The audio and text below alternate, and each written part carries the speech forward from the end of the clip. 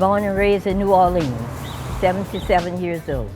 People like me and my age that are strong know that, hey, there's nothing new under the sun.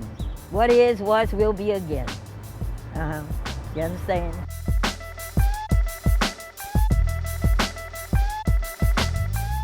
Well, I know one that won't. Ain't nothing that serious for me to take me. It ain't happening. Black folk don't commit suicide. It seems somehow a corollary of black folk aren't serial killers, black folk don't do therapy, black folk don't get depressed, right? Which seems to just go to that idea of like, we don't lose our minds and flip out. Black folk don't commit suicide. I was just talking about this. I actually have a personal experience in my family. One of my very close family members, when I was a teenager, had a suicide attempt. The person overdosed on pills. We all went to the hospital. It was very traumatic. It was horrible. And then we came home and we never mentioned it ever again. To this day, never mentioned it, never talked about it, never got counseling. You don't see it happen as much. So I can agree and disagree. I mean, obviously we had a famous suicide. Don Cornelius was dealing with a lot of health issues. Everyone loved him, and you grew up watching him on TV dancing and just saying, you know, that is one of our people doing really well, doing great things for the community. And so recently, when he committed suicide, it was a huge shock. Everyone was like, I thought black people didn't kill themselves. I think the biggest reaction is that, you know, when you're feeling that sad, you're supposed to go to the church, you go to tell somebody. You never actually do it yourself because God told you not to do it. But there was an understanding of, wow, it must have been bad.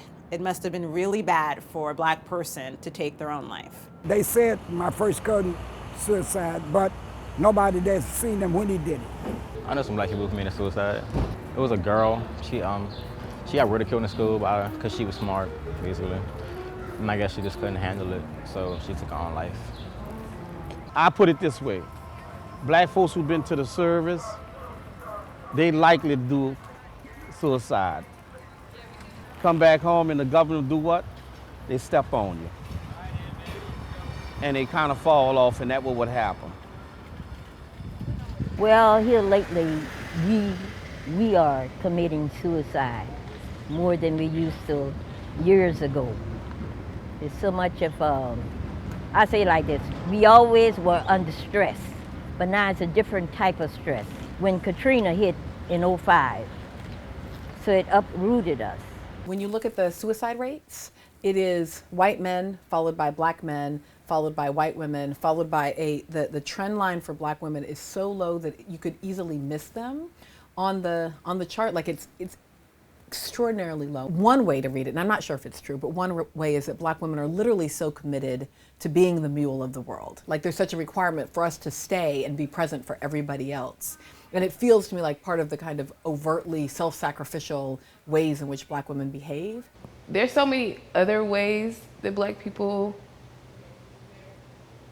kill themselves. It's maybe not something as simple as sitting in a room and putting a gun to their head, but you know, when you drink yourself to death, knowing exactly that's what you're doing, when you are continually doing something that you know is going to kill you, and you, out of depression, out of I can't take it anymore, just keep doing it until that decision is taken away from you, to me, is suicide. When you think about gang violence, the prevalence of HIV in our neighborhoods, people don't need to kill themselves because other things are killing us.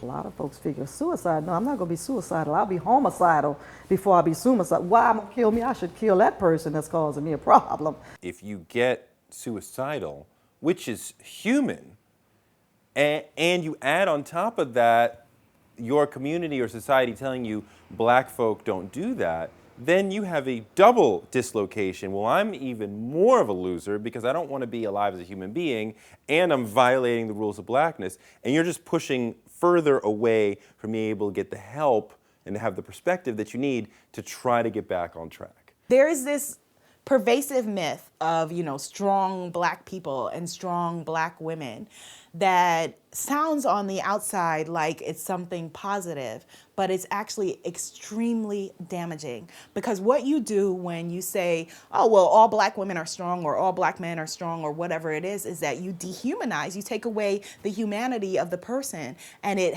can have, you know, a whole population of people feeling like they don't have a right to their pain. And I think that it's time for us to drop that for ourselves, because it hurts. And, you know, all of that anger that we see is hurt. The anger is pain, you know, and it comes out in different ways. Oh, don't you love